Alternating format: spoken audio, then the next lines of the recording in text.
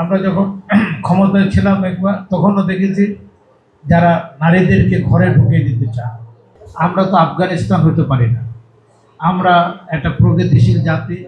আমরা একটি মুক্তিযুদ্ধের মধ্যে দিয়ে আমাদের দেশ স্বাধীন হয়েছে। যারা লিজেন্ডারি ফুটবল বা ক্রীড়া সংগঠক বা ক্রীড়ার প্রতি মোদি অনেক যাদের অবদান আছেন, যারা ক্রীড়াকে ভালোবাসেন, তারা সবাই আমি আশা করি এই আড্ডা অনুষ্ঠানে আসবেন।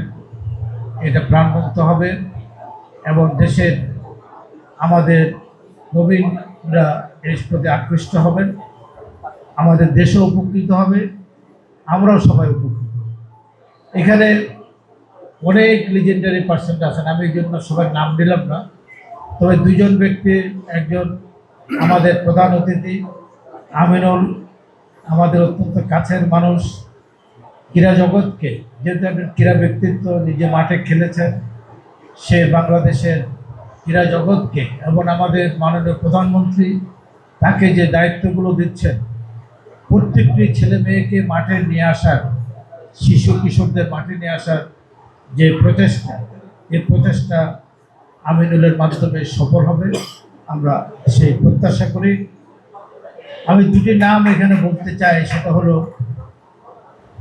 আফজাল, বাংলাদেশের সবাই তাকে চিনে জানে আরেকটি অঙ্গনের ব্যক্তিত্ব হিসেবে, কিন্তু এখানে এসে সে যে বক্তব্যটা রাখলো, সে সত্যিকার অর্থে সাংস্কৃতিক অঙ্গন থেকে ক্রীড়া অঙ্গনের প্রতি তার মমত্ব বোধ, আত্মাটা তার এখানে, সে দুইটি ক্লাবকে একসাথে আড্ডা দেওয়ার একটা সংযোগ সে আগে সৃষ্টি করেছেন, যেটা আমরা মোহামেডান ক্লাবে এবার আমাদের এই নতুন বোর্ড হওয়ার পরে আবাহনী ক্লাবের সভাপতি অঞ্জন চৌধুরীর এখানে এসে বক্তব্য রাখার মধ্য দিয়ে একটু সেতুবন্ধন হয়েছে।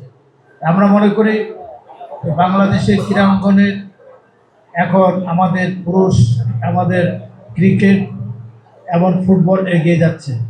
তবে সবচেয়ে বেশি আমি অন্তর থেকে ধন্যবাদ দিতে চাই আমাদের নারী ফুটবলারদেরকে, আমাদের নারী ক্রিকেটারদেরকে, যারা বাংলাদেশকে বিশ্বের ইতিমধ্যে একটি আত্মমর্যাদাশীল অবস্থানে তারা পৌঁছে দিয়েছে।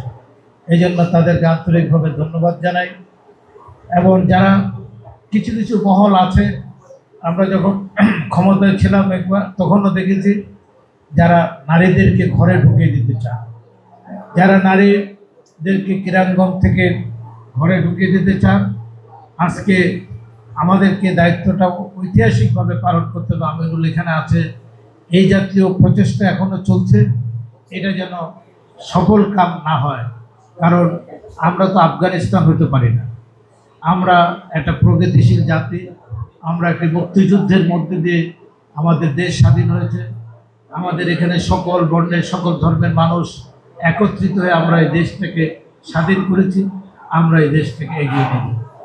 এখানে আমার সৌভাগ্য হয়েছে আজকে লোকমানকে ধন্যবাদ দিই।